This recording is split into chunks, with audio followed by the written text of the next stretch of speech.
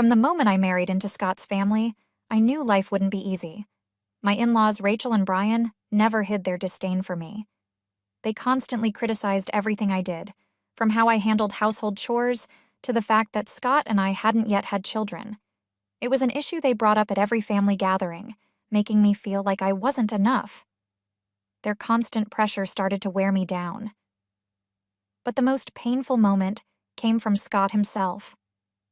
One night, after a particularly tense dinner, he looked me in the eye and said, "My brother's wife, Nancy, is young, beautiful, and she had kids right away.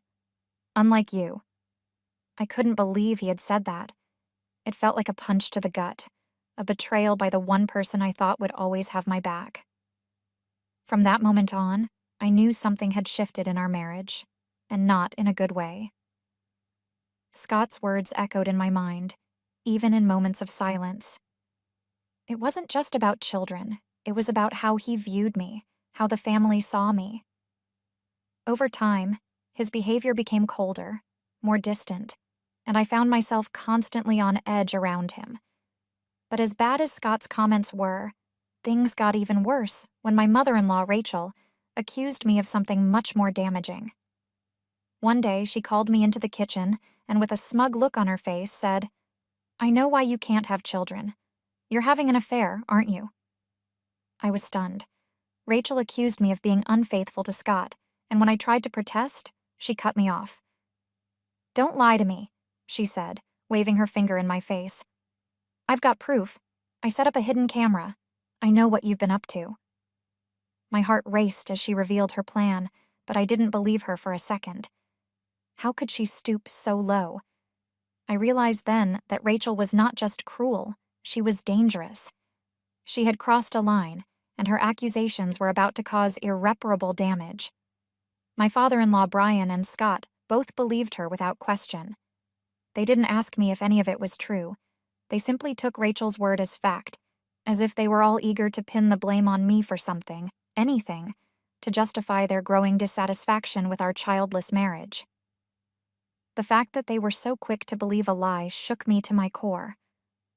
I had spent years trying to make this family accept me, but now I understood that no matter what I did, it would never be enough. That's when I knew I had to take control of the situation. Rachel wanted to expose me? Fine. I would let her expose herself. I called for a family gathering under the guise of celebrating my nephew Andrew's birthday.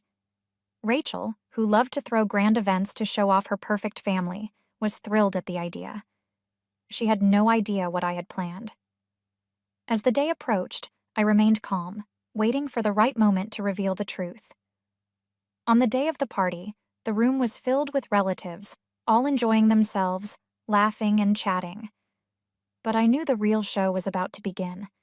As everyone gathered in the living room for the cake-cutting ceremony, I suggested we all take a moment to watch the evidence Rachel claimed to have. My calm demeanor seemed to confuse them, but curiosity got the better of everyone, and soon enough, the projector was set up and the lights dimmed. The air was thick with anticipation as the video began to play. At first, the footage seemed harmless, grainy clips of people walking in and out of a hotel. But then, as the camera zoomed in, it became clear who the figures were. My sister-in-law Nancy appeared on screen, walking into the hotel lobby. But she wasn't alone. To my shock, and the shock of everyone in the room, my father-in-law Brian was with her. A murmur of disbelief spread through the room. Rachel, sitting beside me, turned pale, her eyes wide with confusion. But the video wasn't over. As the footage continued, another familiar face appeared.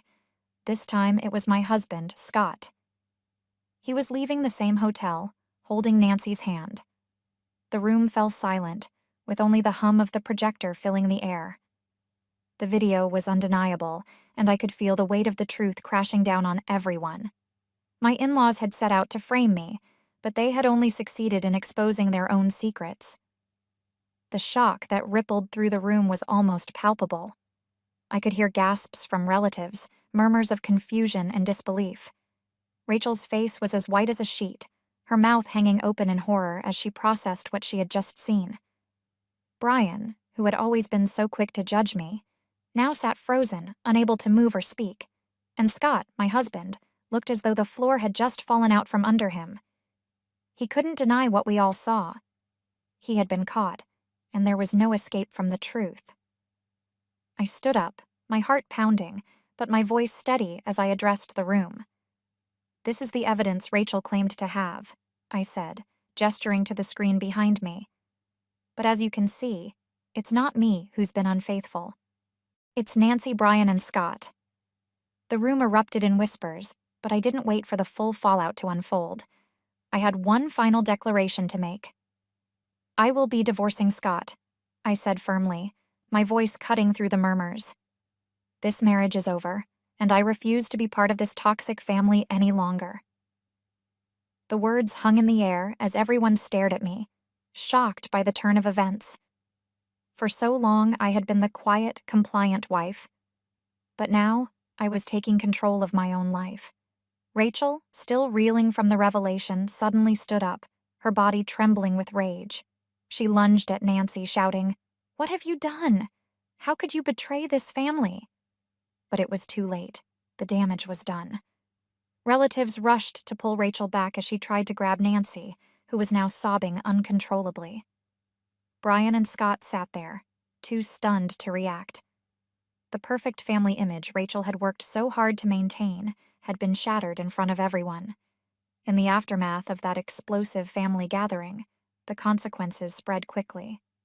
Charles, Nancy's husband, was devastated when he found out about the affairs. He had always trusted Nancy, never suspecting that she could betray him in such a way. But now, the truth was out, and he wasted no time filing for divorce. To make matters worse, Charles demanded paternity tests for both Andrew and the unborn child Nancy was carrying. The results were heartbreaking. Andrew, the child everyone believed was Charles's son, was actually fathered by Brian, my father-in-law. And the baby Nancy was pregnant with? That child belonged to Scott. It was a tangled web of lies and betrayal, and it seemed there was no end to the destruction.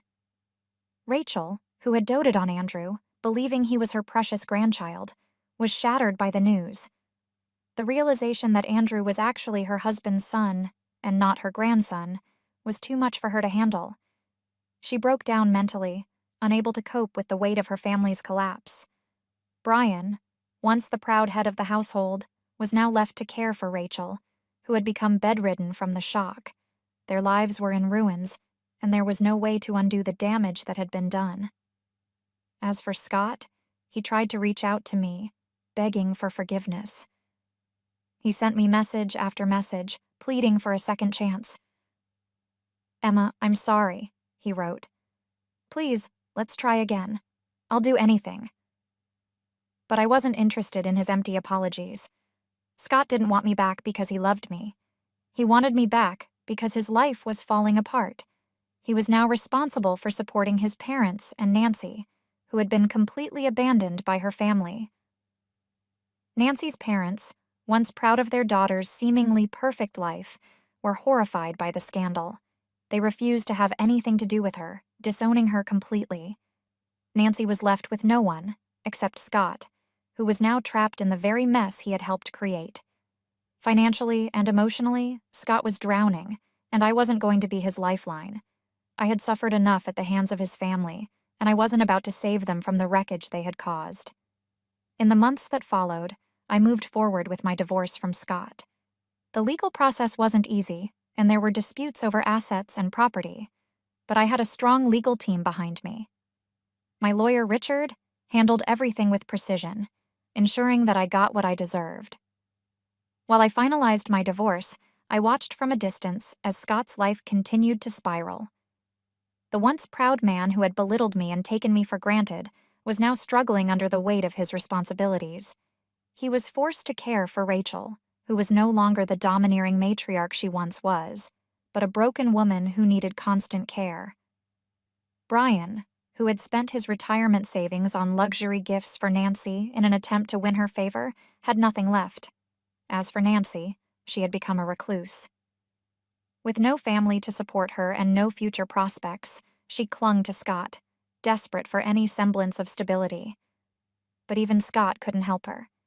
His income, which once supported a comfortable life, was now stretched thin, barely covering the costs of taking care of Rachel, Brian, and Nancy. The once perfect family had crumbled, and there was no one left to pick up the pieces.